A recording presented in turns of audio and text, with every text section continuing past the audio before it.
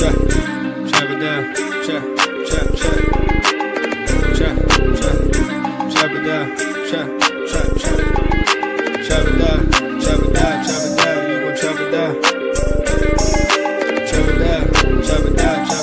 gon' chop it down.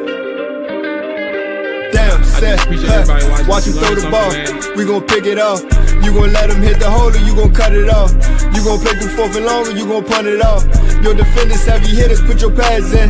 Don't be looking for the ref to throw no flags in. Keep the helmet on, keep the cleats tight. You the type to want to win by any means, right? You should look alive. This is Trap or Dive. Yes, sir. Welcome back to another episode of Trap or Dive Podcast. I am your host of the Trap or Dive Podcast, Mual. AJ is on the way. Dre is on the way. While we are waiting for the fellas, make sure you hit that like button. Make sure you hit the subscribe button if you're on the YouTube side, man. Jay, Tizzy, Monty, Benz, what's up? Everybody's watching live, etc. Appreciate y'all checking us out. Twitch, Twitter, hit that follow button. Subscribe which way you're watching. If you want to migrate over to the YouTube side, if you can, we appreciate that. But which way you're watching, we appreciate you just tuning in. Audio side, man, hit the button. Hit the follow button, rate and review if you can. It takes 10 seconds to do so, and it's free to show you support that way. You know what time it is, man. We brought to you by Underdog Fantasy as well. Promo code Trap or Dive. First time users get $5 down, get $100 back, and bonus funds. $50. What I say, 100? Good Lord. You can get up to 100. I'm sorry. Anyway, Big Pimpin', what's up? Let's go ahead and get AJ in here. Boom. I'm about to say we got no face AJ again, but he got the camera on today. No face, no case. I'm cooling, man. How you doing? I'm all right, bro. It's been a long day. I got a question, man. Have you ever? This ain't the first time this happened to me, but it happened to me yesterday. I hadn't had it. I don't go to the gym on podcast days, but yesterday it happened to me. When you're lifting, anybody in the chat, like, have you ever dozed off after like in between your lift sessions, or like not in between your lift sets, not sessions? Hell no. You need to take your ass home. Fuck. How you in the gym dozing off? Like, so you don't drink like protein shakes or anything? Nah, I don't do like the energy drinks or protein or pre-workouts, none of that. All right, well, there we go. Yeah, I don't do none of that stuff. Like, I know it's probably beneficial, but I don't do it. Like, even when I was with my trainer and we would be lifting heavy, bro. I'd be like in between sets, I'd be on the side, bro, like out, like, and I had to remind I wouldn't be out for too long. It's like a doze off. And but yes, are you a narcoleptic? Nah, man, no. But how yesterday you just falling asleep in the gym. Like, yesterday was crazy, bro. I caught myself listening to music that I don't even listen to in the gym. I'm like, damn, when I get to this song, bro. Man, I was like, ain't no way, son. I'm over here. I'm doing deadlifts, and in between sets, I'm resting, sitting on the bench. So I'm like, I'm just over here, like, head down, like. You was like one of them old dudes up in the gym. Hey, I don't know who this user is, but they said I'm Big Worm and Dre is Brandon Graham. It's the same dude. It's the same. Then they were like, he was sleeping on them cheeks. Pause. Yeah, that's a little wicked, bro. That's a little wicked, bro. Monty said that boy low key passed out. I ain't gonna. What time do you be at the gym? If it's a work day. Actually, it depends. Depends on what I got to do. Like 4:35. Typically it's 4:30 p.m. Okay, p.m. Yeah, typically 4:30 p.m. My website or my database that I use for the All 32. That's actually another thing. Does anybody have NFL Plus? Do y'all have NFL Plus? I don't. Yeah, I got NFL Plus. When does the film come out on NFL Plus? Do you know? I normally don't look until like Tuesdays anyway, so I really wouldn't know. But I believe it's like sometime Monday. Yeah, I know it's next day. That's why I was asking, because like my database used to have it next day, 5 a.m., maybe like 5:30 a.m. And for at least a year now, it's been over a year. Like, I don't get the film. Actually, it's this year. I'm sorry. I don't get the film until like 9 a.m. So I'm like, I'm so many hours behind. And that's why I was about to say, sometimes I do go to the gym at like 4:30 a.m. because the film don't come out as early no more on the database I use. Yeah. So that's where I was going. But yeah, that shit, I don't know. I guess it's just me, bro. You might have to switch the time up, bro. Like that, if time permits. Because I mean that's dangerous. You don't want to fall asleep in the middle of a set. Or not. As long as he ain't bench pressing shit. Yeah, I'm resting. It's in my rest. I mean, it's in my rest still, period. like somebody gonna catch him in that gym one day and he gonna go viral. They gonna be like, look at this dude with the locks sleeping. Hey, they could have called me yesterday. I was out. I'm telling you, I was on a song. I'm like, bro, I don't even play that shit in my live sessions, bro. I don't even play. I'm like, yo, what the fuck? I'm like, what is this? What's up, Dre? What's up, bro? Not much, man. Hey, y'all watching that Hard Knocks joint tonight? Come on tonight, don't it? Tonight? Yeah, it do come on tonight. I was thinking because like tonight, what else can you watch on Tuesday? I was about to say NBA. That's probably what I'll be watching. Man, nah, that's my struggle. Maybe y'all watch it because y'all gamble and stuff, but it's hard to watch basketball until the games actually count, man. I'm done till Thursday, bro. Gambling. Drake, bro, I ain't getting over this. That's Sunday. Yeah. Two more days. 2 days, man. Hey, look. Gamble yesterday. Hey, look, I did. I was 2 legs off a 100-1 jump, bro. 2 legs off. 7 yards and no. Yeah, that's crazy. I was 17 total yards away from 100-1 jump. I had nothing yesterday. The last 2 legs I had Drake Jackson Dart 30 yards rushing. He had 22. And then I had the last leg was Mac Hollins. I had him at 30 receiving yards. He had 20. He had 22. So I was literally a few yards away from 100-1 jump hitting. So I'm done. I'm done till Thursday, bro. Dallas always bless your boy. Any same game parlays for Dallas, man. I be all right, man. I need to just start riding them games, Washington games, and who's my other cash cow? It's another cash cow out there, Cincinnati. Them the cash cow games for me. Whenever they playing in one, I need to play their games. Yeah, they are a good bet. Yeah. Let me check in with the chat. Who is this user? This must be a generated I can't even say his name. I'm gonna just say picks. Where's Big Worm? Brandon Graham. Oh Lord, I repeated that again. Commanders next season win-loss ratio. He was listening to calling me. All right. Okay. He said nobody want to see them lifting them baby weights. That's crazy, bro. He came in on 100. Whoever dude is, man. You know this is the same troll. This is the same troll we have like every week. They almost hit him with the defibrillator. You're lying. He's been here before. He says the same things literally every week. Last week he got mad at you and said you were blocking him and started calling you RG3. Said you were hiding behind the hood. Same dude. For real? Yeah, same dude. I don't remember this dude. This is my first time seeing him.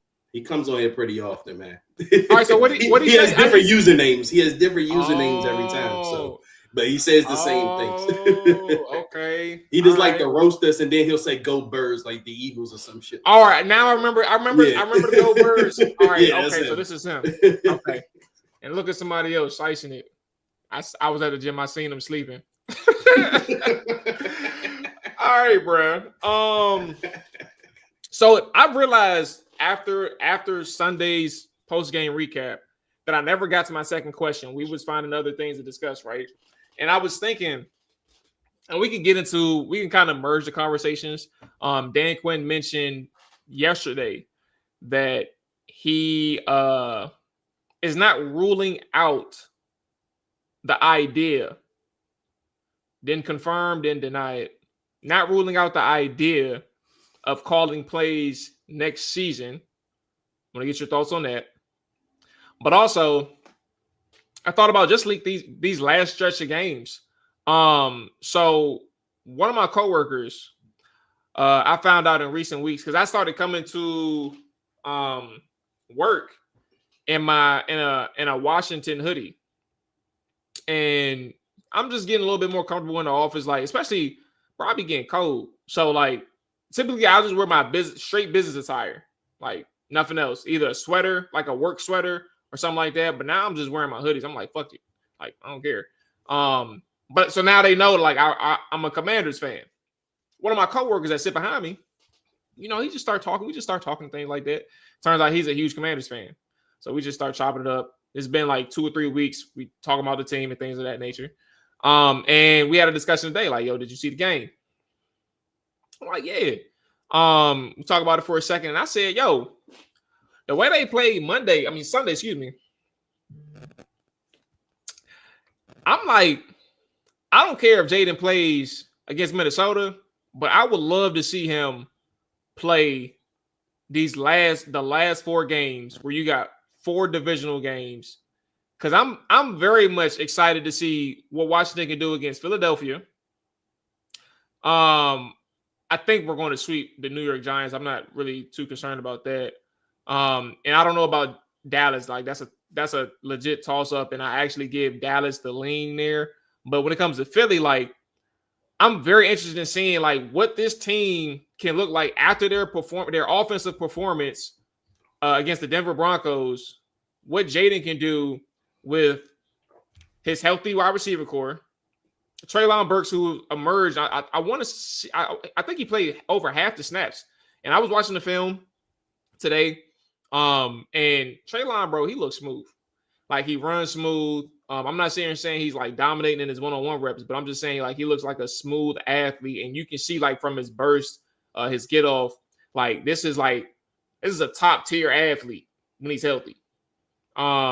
All that to say, like, are you all as excited or intrigued as I am to see how these last 4 to 5 games would be if Jaden can come back and play some? I would like him to do that now. I'm fully convinced. Again, 2 games, sit him out if he's come back for 2 games. But like, I'm interested in seeing what this looks like. And then also, like, however you want to talk about Dan Quinn in the mix, you can do that. Yeah, I mean, I think for me, excited, not at all. I think I'm more so excited for the prospects of the offseason starting for them. I'm curious to see what's going to happen with DQ, if he's going to decide to keep calling the shots defensively, or is he going to hire somebody? Curious to see who else they possibly lose from this coaching staff, because I believe that Tavia Pritchard is going to probably poach some guys from off the staff. He ain't just worked with them for the last 2 years, and he don't think highly of any of them to possibly bring to Stanford. Also, if Cliff Kingsbury is going to be, a part of this offensive scheme still, and just how they can improve the roster, that's more so my intrigue. I think for me, another concern is Jaden returning against Brian Flores' defense. Like, I mean, a lot of people since the game Sunday are raving about the offensive line play, and even you, Mual, you did a good job of highlighting some of those things this morning with your clips of Lermy Tunsil, Sam Cosmi, Chris Paul. But it's like that is a tough scheme to go against. It's no slouch from a offensive standpoint. I mean, they held JSN to 1 catch, and he's been on a tirade where he's been going for over 100 yards every game. So yeah, I think for me, just a habit. Still watching the games because we're fans, but I really don't give 2 damns about what happens. As long as Jaden Daniels stays healthy, Lermy Tunsil stays healthy, I'm cool with whatever comes from that. Yeah, I've been pretty consistent in, my thoughts that Jaden should be playing for the rest of the season. Well, when he's healthy and cleared, he should be playing. And it does, I think that game on Sunday does add to the extra intrigue of Jaden coming back, at least for me as a fan, because as I said last on the post-game show, I want to see how Jaden looks with his full cast of receivers. I mean, pretty much probably all but one game this season, or maybe you could say the Packers game as well, but outside of week 2, Jaden Daniels hasn't played with a full cast of receivers this season. So, a lot of the struggles that you've probably seen on the field can be attributed to that. So you want to see if him coming back with a Terry, Debo's going to be on the field. Treylon Burks, a newly improved Treylon Burks, Zach Ertz, he looks like he gets open more with a Terry McLaurin on the field. So you want to see what Jaden has at least, especially if Cliff's going to kind of call the game the way he called for Mariota. I don't know if Cliff's going to kind of switch up when Jaden comes in, but if he can kind of give Jaden that game plan that Mariota has, where they're kind of running more traditional sets where they're running under center a lot more, and they're using like those full house schemes, those things where you're getting Chris Rodriguez the ball, you have more of that run pass option threat. Like, that's what I want to see. Like, I mean, as far as the season, sure, it may be lost. I mean, sure, you may not get excited for things, but you want Jaden to end this season out on a good note. Like, that's what I've been kind of consistent about. But now that he has his cast of characters, which people were also saying, oh, I don't want him coming back out there playing with Chris Moore and all those guys. But we knew at some point these guys were going to get healthy again. So you want to see Jaden go out there and build some kind of momentum, some kind of confidence for the rest of this season. I mean, and even though these games aren't meaningful, you still have the division games. You still want to see how you stack up against these guys when you're a little bit more equipped to go against them, like the Eagles, the Cowboys. You want to see how you can go out there and match up with them. So that's important for Jaden, at least for me. And Mual, for your second part of that question with Dan Quinn, I think that's a fair answer right now for Dan Quinn, because to me, I would be a little bit skeptical if he went out there and had anything definitive at this point, as far as like, oh man, no, next season I'm definitely not calling plays, or I'm calling plays. He needs to go and evaluate what he really wants to do, because I know when Dan Quinn took this job, he had some reservations about calling one side of the football. He wanted to kind of spread himself out, to everyone. So I do want to see Dan Quinn go out there. I want to see him go out there and evaluate after this season. Like, see, what do you really want to do? And he has to evaluate all those options. If he has to do another one of those 360 things where he did with the personal evaluation, and they tell him this is what you're good at or what you could do it. But either way, this has to be a serious year this upcoming year. You can't go out there and have another season, at least on the defensive side of the football. You can't go out there and have another season like that next year. Or you could talk about Dan Quinn, or you start having those conversations where he's out the door. So next season, that approach has to be different. So if he has to take some time to, figure that out, that's cool. I'd rather him do that than making any rash decisions. You said 360. What you mean? That threw me off for a second. No, when he before he took this job, or at least I think after he took this job, he said he did what they call a 360 interview, where some independent person comes in and does research on you, and they interview it, kind of like a background search, like what we do with the background searches at our job. He had that, and they went back and asked all these people, what could Dan Quinn do better? What was he good at? Blah, blah, blah. If he has to do another one of those, that's my point, then go out and do it again. But either way, this has to be a serious approach this offseason. Yeah, I don't think, first off, now I'm starting to see what you're talking about, Dre, in chat. Yeah. So just know, y'all are liable to get banned or timeout, whatever that's just called on YouTube. And I don't even do that. But I'm starting to think this may be the same person now. It is. So yeah, keep it up, brother. I don't know how many YouTube channels you got, but my finger trigger does not stop working, bro. It's gonna keep going the whole night. All right. So here's my thing, bro. I understand where you at, AJ, about like moving on for the next season. And I even see what some people are saying in the chat about like Jaden himself, right? I don't think, like, I ain't gonna lie to you, and y'all call me delusional or whatever, but I have a good feel for certain things. And this isn't like a pat on the back, because I can't even explain it. It's maybe just my intuition when it just comes to football. And it's not to say I'm gonna be right. I just don't think, like, Washington has been a get-right team for a good portion of the season. It's also been their nature for several years under the last regime. Like, can't duck that. It's the truth. I just think that if you see like the different energy that they're playing with, but you also see like how they've been able to, bro, like I saw Terry against Pat Surtain, bro. And I made a joke to y'all in the chat. I'm like, bro, you mean to tell me that this nigga coming off a quad injury and his first matchup is against a dude and Pat Surtain who coming back and he missed just a couple weeks? Bro, the dude had reps where he was cooking Surtain like off the line, like Pat Surtain gonna get a hand on him type deal. Like that's how good Terry looked against the Broncos. I think when I look at how they played offensively, and granted, Mariota played one of the best games that he could have played against that type of defense. I'm just interested in seeing, not necessarily if they're going to win these games. I think that they can beat Philly, right? That's a point blank period. I think that they can beat Philly. But I also think that this is one of those situations where I want to see like what's real and what's not. And I think your best determinant factor for Washington is to see them back with Jaden. This offensive line has been at full health for basically the whole season. The only person that you was missing was Sam Cosmi. He came back from injury and he's been fine so far. Knock on wood. Everybody's been fine so far. So like they've been good in terms of your health. Zach Ertz has been around. Like he's the only guy who's been producing at tight end, but he's been healthy, right? Knock on wood.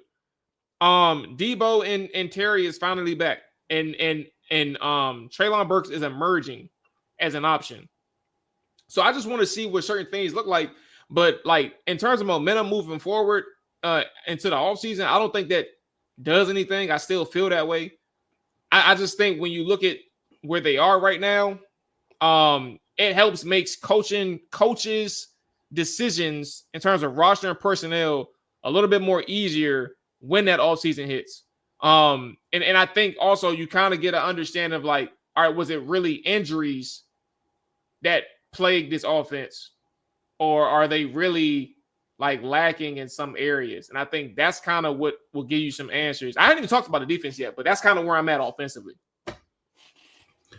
I mean, I agree, Mual. Like, I mean, well, at least for me, I feel like injuries ravaged the offense all season. I mean, at least that's from what I've seen this season, because when you think about it, like I just said earlier, like for one, you haven't had at least the starting receivers you thought you were going to have all season.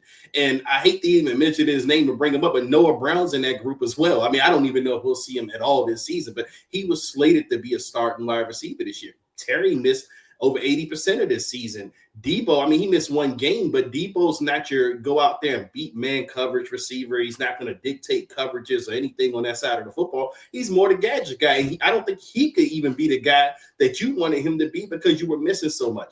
Like one beautiful thing that I can say I've seen out of last week was that we didn't see much of Chris Moore last week. I probably seen him 1 or 2 snaps.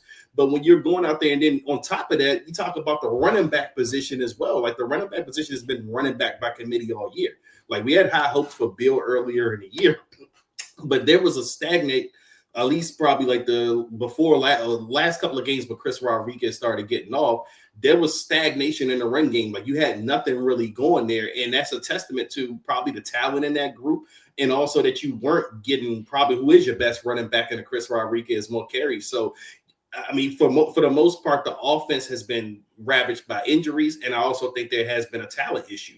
And then we also don't even talk about Austin Eckler. Like Austin Eckler was supposed to be a big part of this offense. I think they thought of him as a starting running back throughout, at least early in the year. People killed me when I said that was going to be a big loss in week 2. They said no, we got Bill. Look how big he was last year. Like Austin Eckler was huge last year, and they granted he was going to give him that this year. But I mean, again, so for me, I do think a lot of it was the talent, but I do think getting back more talent now will make this offense look better than it has looked for most of the weeks this season. I guess it's all for nothing though. I mean, because does it hurt? I mean, a lot of. Because at this point, I'm gonna let you finish. I'm gonna let you finish. I just meant to add, like, does it hurt? Because at this point, in the season, we already know that it's a lost season. Like there's nothing that we can change about that fact. So that's kind of where I'm at in asking you. Yeah. Okay. So let's say, for example, you say you have a premonition, you had a "that's so Raven" moment that they're gonna beat the Philadelphia Eagles, right? I didn't Or say no, that they could possibly okay. beat the Okay, Philadelphia I'm with Eagles, you. right? Now I'm with you. Yes.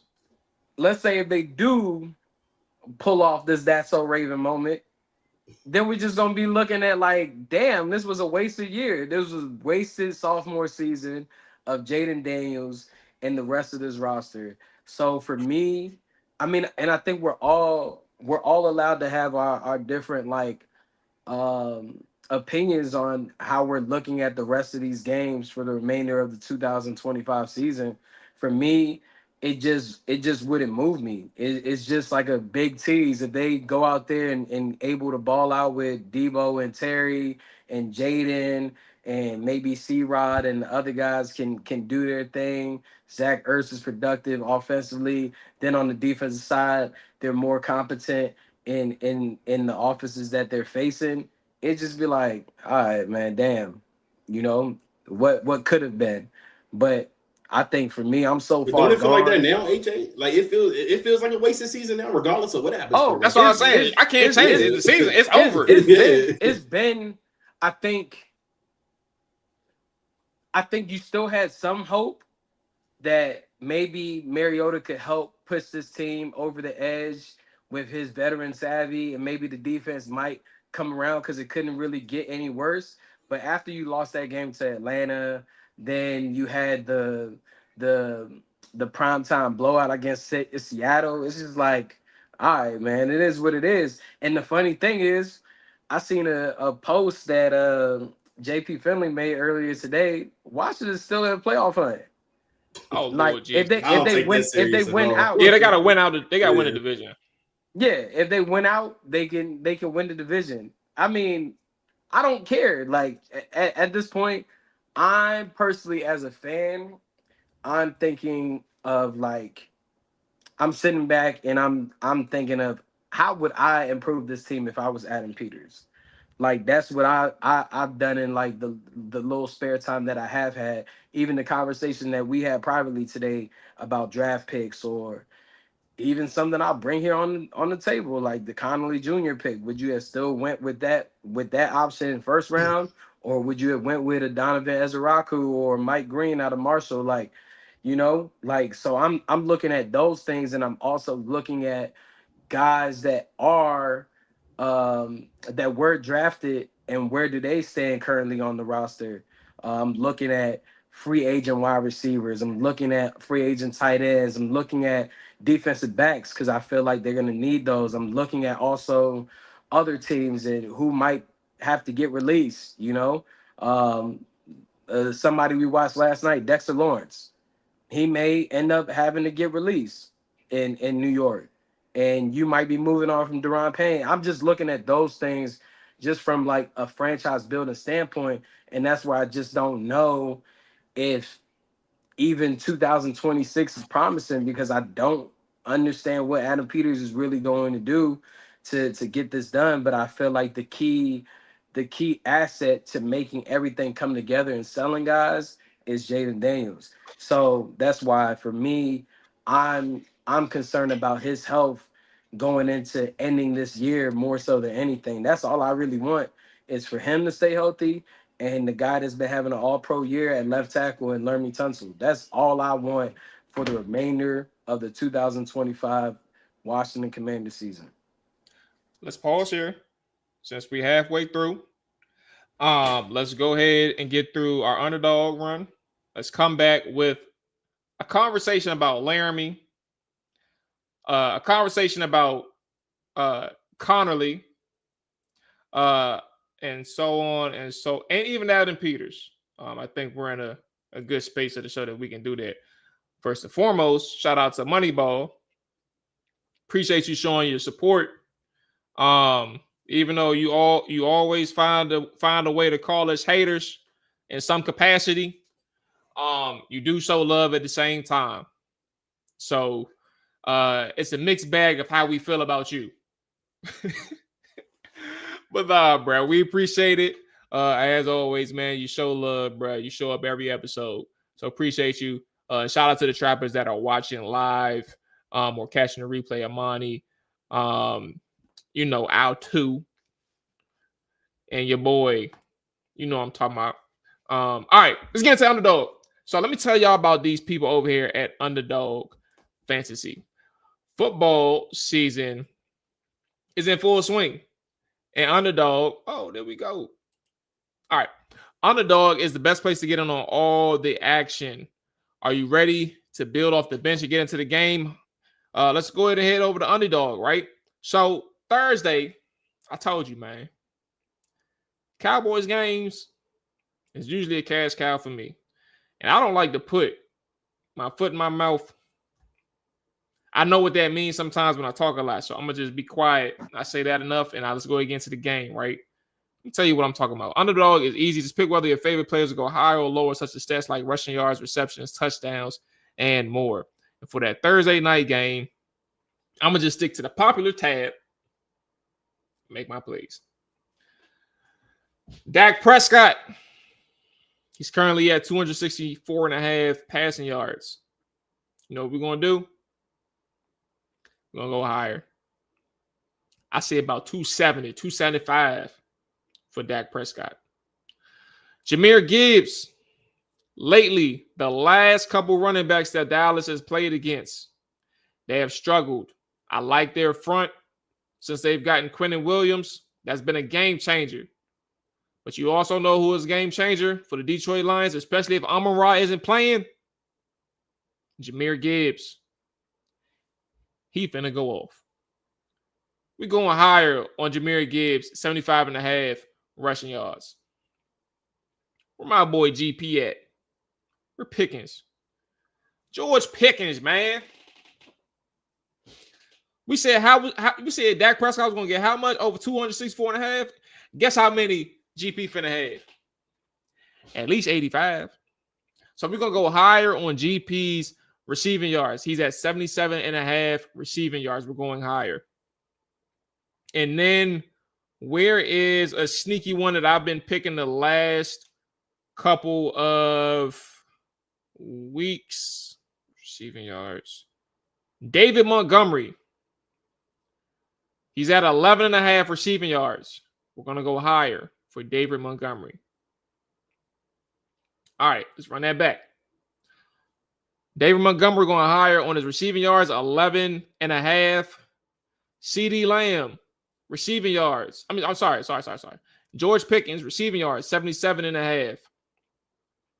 Then we're going to go Dak Prescott, 264.5 receiving yards. Passing yards, and then Jahmyr Gibbs, 75.5 rushing yards. A sneaky one that I won't put on, but I will tell you about.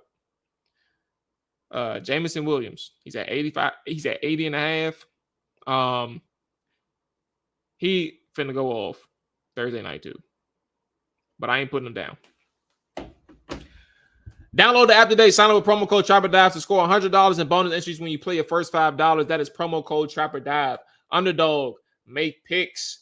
Win money. 18 plus, 19 plus in Alabama and Nebraska, 19 plus in Colorado for some games, 21 plus in Arizona, Massachusetts, and Virginia, and present in a state where Underdog Fantasy operates. Terms apply. See assets.underdogfantasy.com/web/play and get terms _DFS_.html for details. Offer not valid in Maryland, Michigan, New Jersey, Ohio, and Pennsylvania. Concerned with your play? Call 1-800-GAMBLER or visit ncpgambling.org. In New York, call the 24/7 Hope line at 1-877-8-HOPE-NY or text HOPE-NY 467-369. All right. So got a few minutes left. Let's talk about the conversation we were having in the group chat.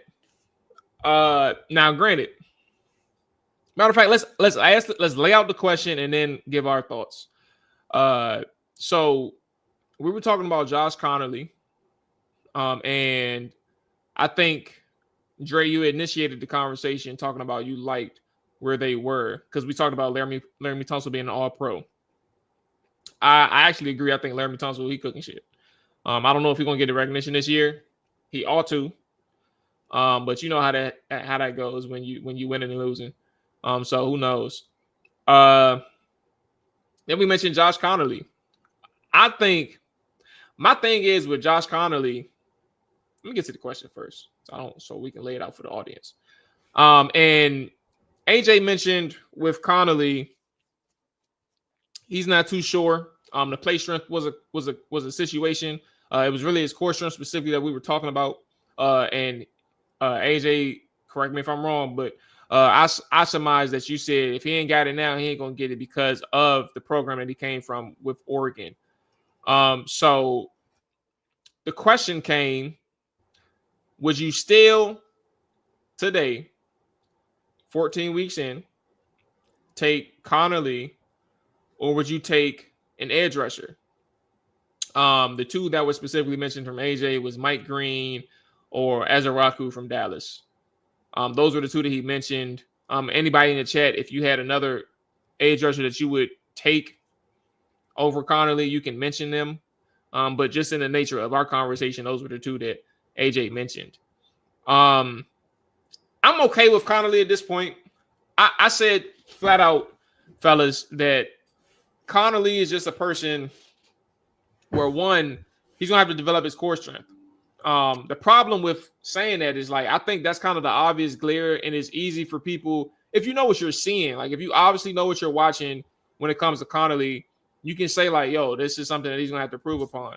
The issue is that there's no guarantee that he's going to get better. Like I said this on Twitter, and plenty of people just sat out there and said, yeah, he's going to be a beast. He's going to get that. He's going to get that fixed and or get that improved on. But there's no guarantee that his core strength gets better. There's no guarantee that he's able to sustain an anchor or stop getting driven back a little bit or too much into the quarterback. So, like, none of those are guarantees, but you know what he has to get better at. I've come into a place like I know he's really good in the run game. I appreciate that. But I come into a place where it's like he's just going to have to, in my eyes, just keep winning ugly. Like, it's not going to look pretty with Connerly in the pass game until he develops some techniques to help counteract his poor core strength. But at the same time, like, I think that you can still win with him and be okay with him winning ugly in his one-on-one reps. The issue, and y'all got it from here, isn't going to be the Connerly pick for me if we ask that question. The issue would have been for me other draft selections from either year, 24 and 25, where they chose certain players over others, but not the first round picks. Jaden, of course, and then Connerly this year. I'm okay with that. But it's other rounds and other players where you're like, yo, you could have done something different here. And you chose the strategy that you chose and the outcome that you produced. So where y'all at? Connerly, would you have taken him? Or would you have selected different, specifically edge? Yeah, I mean, I think those that do tune into Trap or Dive definitely saw our reaction live when the pick came in. We had like a brief little conversation before where Mual, you were saying, hey, maybe they do go O-line. And I was like, hell no. Like, I just didn't understand what the true plan was there. I just thought that with, certain guys like a Donovan Ezeraku, who also plays the run very well and can get off the edge, would be a major help with him on the board. Mike Green, had the little sexual assault situation, whatever the case is. Maybe even taking Josh Simmons, the other tackle from Ohio State, but I didn't even think of offensive line at that point. I do agree with you with the other misses.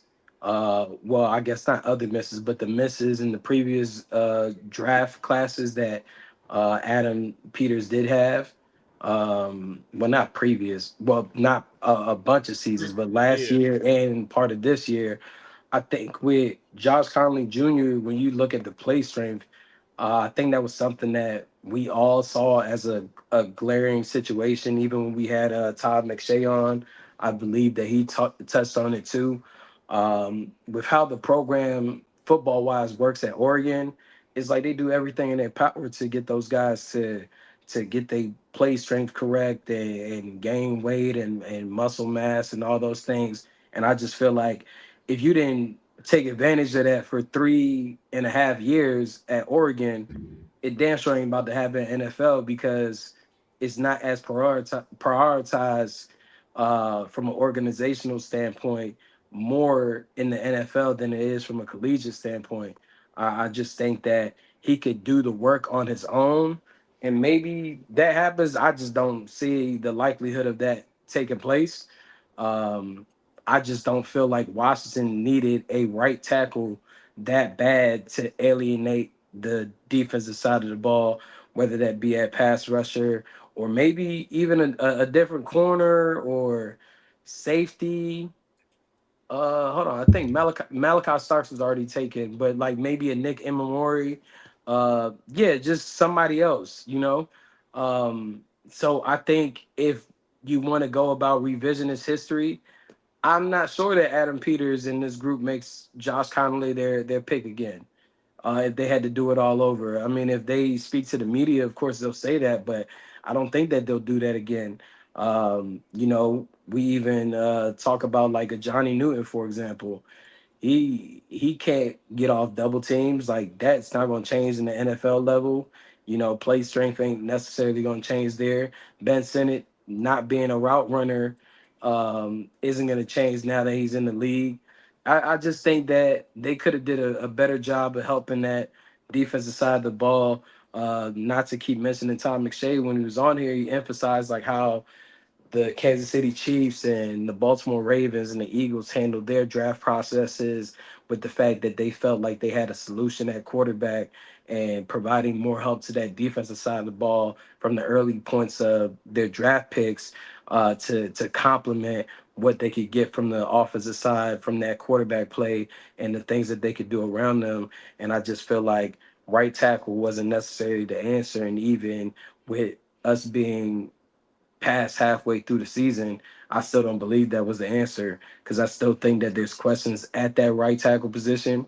Um, and they really could have used somebody to get off the edge or a defensive player such as a Nick Imamori in this particular offense. I mean, not offense, in this particular defense. Yeah, I know when AJ initially asked us the question in the chat, he said, would you rather have Josh Connolly or would you rather have, you know, a Donovan Ezaraku or Mike Green? And my response was, I mean, not to go back and play revisionist history, but I'll take Connolly and what they could potentially do this offseason versus the alternative of Mike Green and Ezaraku and whatever you were going to have a right tackle. Because we could say, you know, they may not have needed a right tackle, but at the end of the day, Andrew Wiley was your right tackle, and I don't think there was a future for Andrew Wiley at right tackle. I don't know what the other options will be going forward at right tackle, but for me, I prefer to get the offensive line out of the way so you can worry about other things. I tweeted about that the other day when I was talking about Connolly's performance, and that now you can kind of focus on, you know, putting the rest of the roster together. You don't really have to worry about offensive line.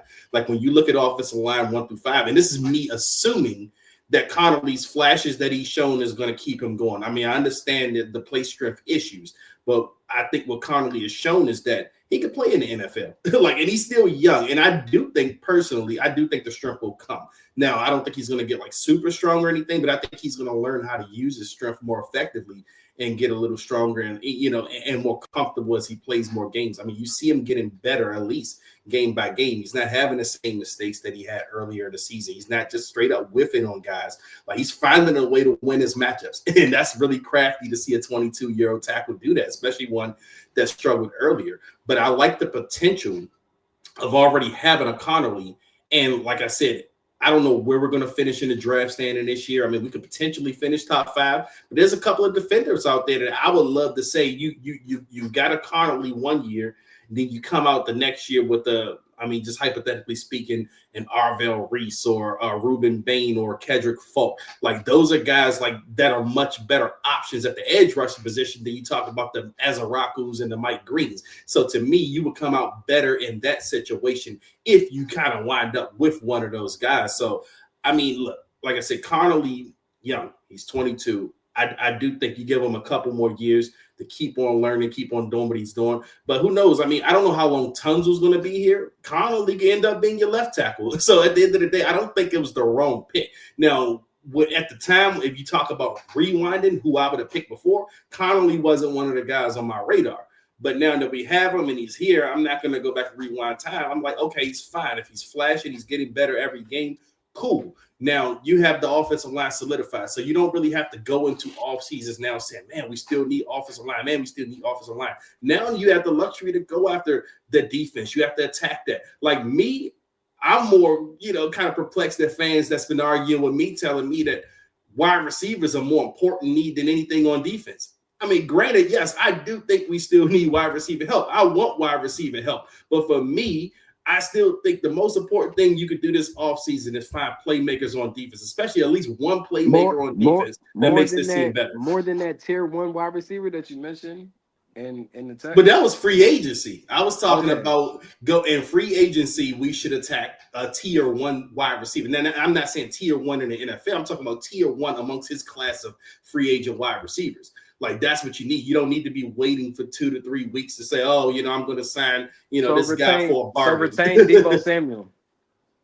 He ain't. I mean, if you look at the wide receiver class that's supposed to be available, he's tier 1. He ain't it. In a sense, yes. But remember what we also talked about too, AJ. We talked about fit and who the OC would be. Now, if Cliff comes back, it's a possibility you probably do see a Debo back. Bro, they sent Debo on block chip and releases for like 70% of the game, bro. And he's your wide receiver too. And have you ever seen T? No, I had money on him in that game too, so I know what you're talking about last game. Yeah, so I was locked in. I had him. He was one of the players he ended up hitting because of the fourth quarter and overtime.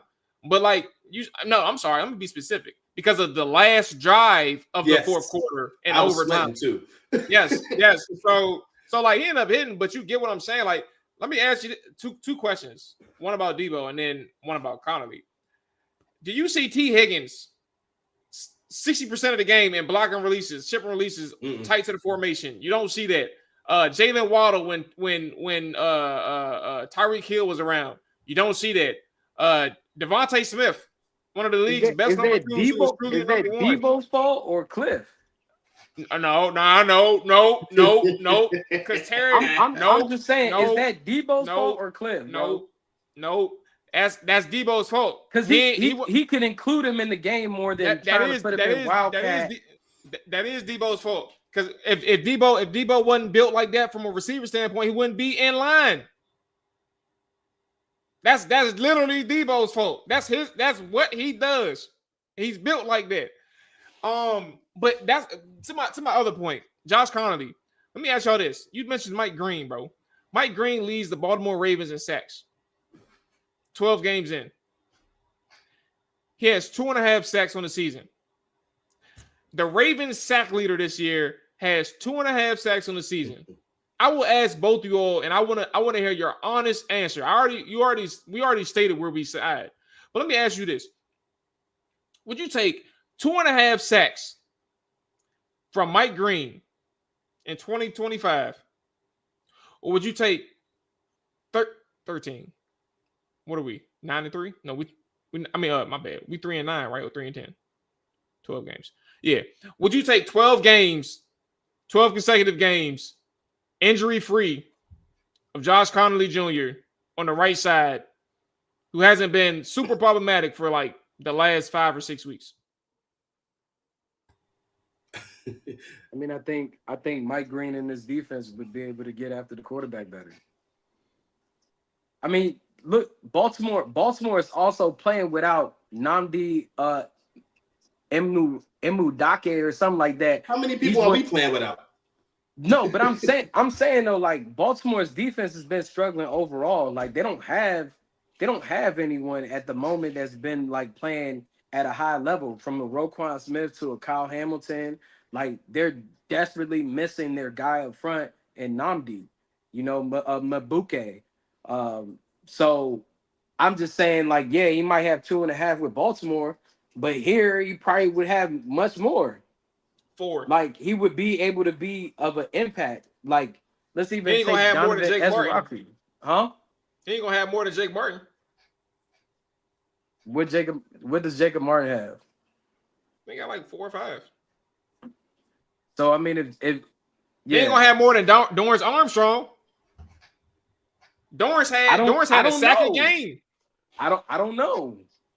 But we don't have any evidence either to say that he would be doing so much better here or more productive here. And that's the point. That's really my argument. We don't know. But if you use injuries, situations in Baltimore, if you use injuries in Baltimore, then why aren't you considering the fact that the injuries in Washington hurt their ability to rush the passer here in DC? Like, I don't think we would be, if Dorrance Armstrong is cooking the way he was, if he continued the way he was cooking the way he was, I don't even think we're thinking about the pass rusher situation.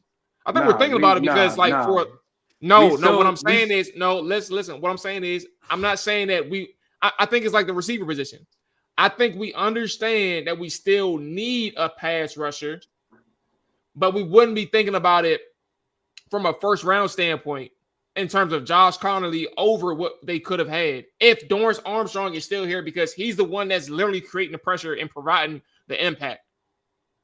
I don't think if you have an impactful player at edge, you're not thinking about what you could have done in your first round pick the way that we're thinking about it right now.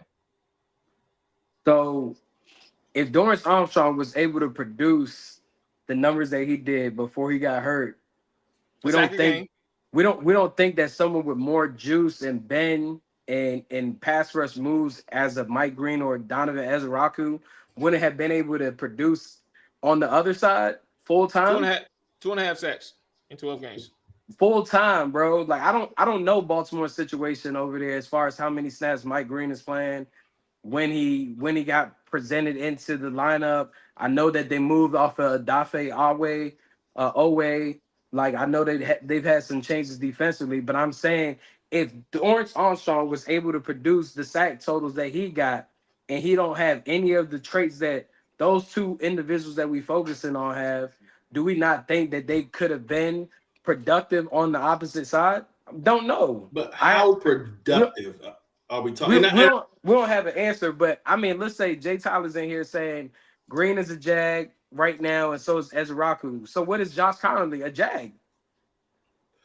The better question is, what's the ceiling between the three of them? Because I don't think you have high-end ceiling for Green or Ezra-Rocky. I think they're going to be solid edge rushers in this league. I mean, maybe you're talking about Dorrance Armstrong caliber players at their ceiling, but whereas a Josh Connolly, I think they thought the ceiling was higher. And I do think you have a higher ceiling if you can get that play strength. Now, there's no guarantee he's going to get that play strength, but if his play strength improves, you're talking about a high ceiling tackle that can play left or right tackle in the NFL. And it also allows you to, in the future, make different moves. You can make a better move at edge rush. Like I said, we may be in position to get a much more higher ceiling edge rusher than the two guys that we're kind of debating about right now. So that's the thing is when I think Greg, about you didn't anticipate your season to be where you would possibly be in the top 10 of drafting for 2026. Right. Well, AJ, it's only one season. It's one season. So yeah, and that's my thing is, like, to me, it's a short-sighted thing to go back and say we should have had one of these edge rushers who may have been slightly better for us this year, but in the future they may not be better than the pick that we did end up making. So that's what I'm saying. This is like when I look at the Josh Connolly pick, it's a layered thing. It's one way to layer the roster where you're not looking at him as a 1-year pick. You're looking at Josh Connolly 3 years down the line, like saying Washington has a damn good 5 years offensive line. Yeah, 5 years down the line, Washington has one of the best offensive lines in the league while you're also building the rest of the roster up. That's why I think we get too caught up in the short-sightedness of 1-year production or what these guys are doing in 1 year when you have to look at the overall product and what you may have in a couple of years. I mean, the same thing could be said for Ezra-Rocky and Mike Green. Like that. That's why I'm like, we'll never know. But like, I'm just saying, could Andrew Wally not have done the same thing at right tackle or even Brandon Coleman? We wanted him out the door last year. No, I'm just throwing it out there. Like, could Brandon Coleman not have done the same thing at right tackle than what you're getting from Josh Conley Jr. right now? In this argument, bro, I think if we're going to keep using the we don't know or like the vague things, I think in this same vein, we just got to acknowledge the fact that time on both ends will kind of tell the story, and it's just completely premature. If we're going to have this argument, like we can't sit here and say either one was the right decision. If that's how we're going to play both sides, like all we know is Josh Conley has played all of his games. He's been relatively healthy. He's had his ups and his downs, but he's had games where he's looked solid. And I also like if you watch the tape, he's really good in the run game. Like it ain't like he's getting his ass whooped in the run game. The problem is in his technique as a pass protector, and then also his ability to hunker down against bigger framed edge rushers. And then same thing for whatever problems Dallas is dealing with and Baltimore is dealing with in Baltimore for their respective edge rushers. Where was the question I just saw? Who was it? The Wagner Skins fan. Skins fans 96. If y'all were AP, are you bringing back Wagner and Ertz? If so, in what capacity? They are both free agents. This came from Skins fans 1996. Let me tell you something, Skins fan 1996. Their last hoorah is going to be in Philadelphia at the Link, week 18, 1 o'clock. That's it. That's it. Adam Peters going to have to do a good job in the offseason of finding their replacements if it's not already Jordan McGee for defensively. But you're going to have to go find you a tight end player. Because what you got right now ain't cut it in terms of after Zach Ertz. And the fact that Zach Ertz just put up 10 for a hundo at 45 years old. It still didn't like contact. And still don't like contact, but he did enough. He's going to have to do a hell of a job to find a better tight end. A competent tight end that is a little bit more versatile than Zach Ertz. And what I mean by versatile is like he can play in line and block as well as get out in the pass game and be an effective receiver. Because that ain't John Bates and it ain't Ben Sinnott. So, yeah, that's where I'm at. Where y'all at with Bobby and Zach Ertz? Yeah, I mean, for me, yeah, I'm with you, Mo. This you have to move on and find something better after this season. And when I think about it, Ertz, I mean, sure, Ertz, he's been productive, but I still see a guy that doesn't like contact. And Ertz, he still has his issues. He goes out there, he'll catch a few passes, then he'll drop a pass you probably say he should have. But for me, and then going on to the defensive side of the football with Wagner, I want them to start. Can we get a load management game for Bobby Wagner just so we can see what we have of Jordan McGee maybe call it a defense or being kind of that might guy? A load management game, like they do in the NBA. Like when they give guys those rest games, those load management games, pause. But, that's the official title for it, man. We can give the dude because I want to see Jordan McGee with more responsibility on this plate. I just want to see it. At least in this season, we know we're not going anywhere. I want to see what Jordan McGee can do with, more responsibility on this plate. And I say that because as of right now, and Mual, I don't know if you know, but who is he more suited to replace, Frankie Louvu or a Bobby Wagner? Because the Bobby Wagner position is pretty important on defense. And I think if Jordan McGee can kind of show that he could fill that role, that'd be huge because that's a big need, in my opinion, for this offseason. And you have a couple of more needs that you may not be able to fill all of this offseason. If Jordan McGee can show that he can fill that big, important position, that'd be big for me. But I do think you have to move on for those two at this point. You have to get younger, have to get faster. So, yeah, this should be it for them this season. So here's my thing. Shout out to Bowie for just checking in as well. We got about 5, 6. I don't know. We got about, shout out to Ryan. We got about 10 minutes. Bowie Banks said, with what draft picks? This is the conversation. This has nothing to do with you, Bowie. It's just the question about draft picks. This is what I hate about the offseason, bro.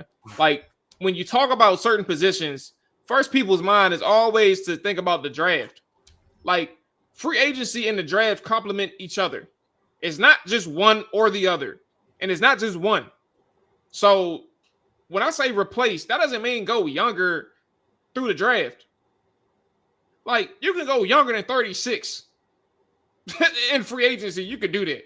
But let me list off the name of tight ends that Washington should be taking seriously, like with no questions asked next year.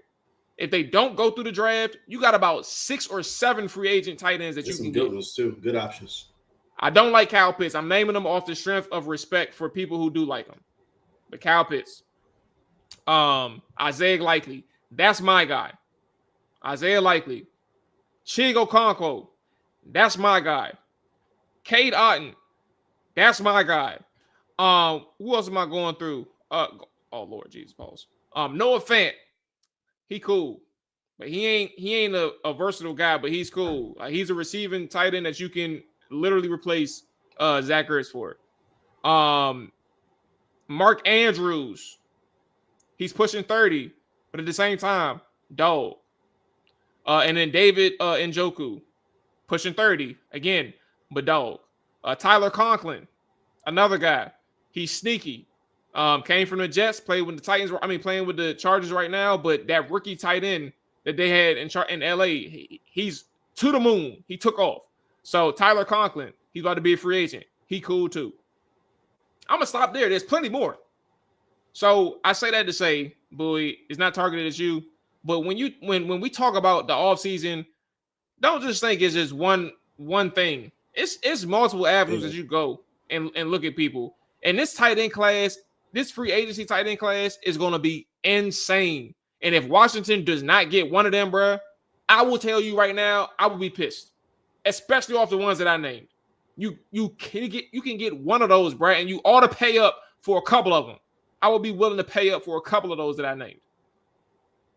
AP got to be aggressive this offseason. It's as simple as that, especially when you talk about starting the free agency. He has to be aggressive. Yeah, I think, with the last game of the season being in Philadelphia, it makes perfect sense for Zach Ertz to walk away. With where his career started and where it could possibly end. Bobby Wagner, I think he's going to probably hang it up as well. So I don't think you have to necessarily worry about having to bring them back. I think the writing is on the wall for those guys. I just think that you got to go and spend that money in free agency to improve those positions, whether it be at tight end, linebacker position with some speed. You got Quay Walker, formerly out of Georgia, who's going to be a free agent. Devin Lloyd, who stepped up his game, playing better. There's a lot of tight ends that are available. I personally prefer Kyle Pitts, but I guess I'll be the Madden guy. I just think that he fits perfectly within Jaden Daniels' repertoire.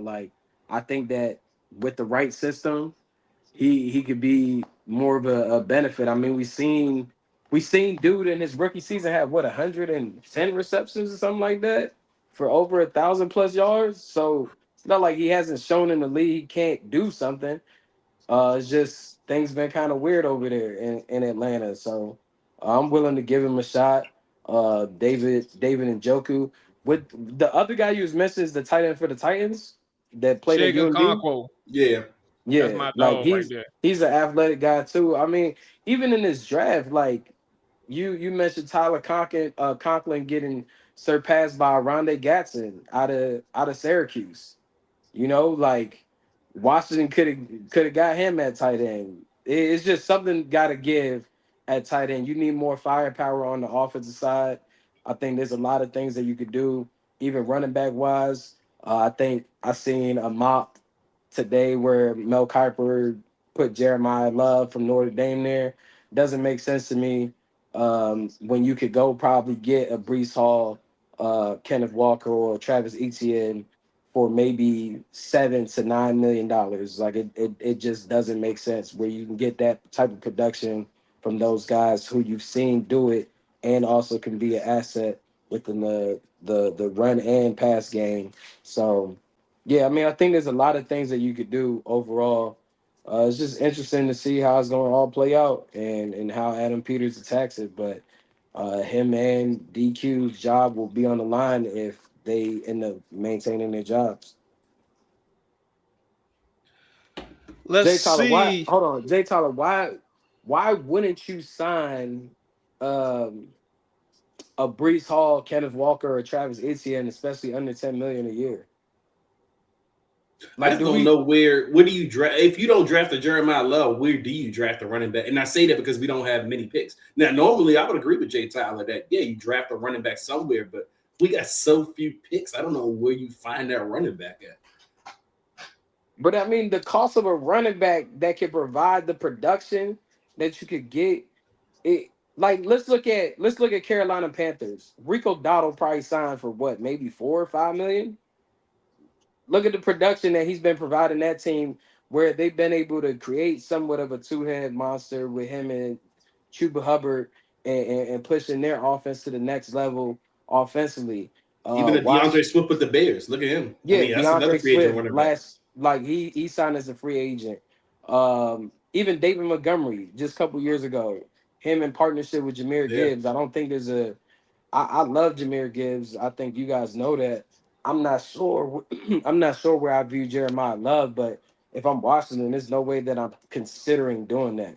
Like, there's no way. But I think you need a vet running back, like one of those names mentioned, and on top of that, if someone seems to be there running back wise, you could do that. I think Todd McShay once again said that there's a lot of running backs in this class. I haven't went through his video of such, but maybe we bring Todd back on before the end of the month and we chop it up about some of the possibilities who they could add.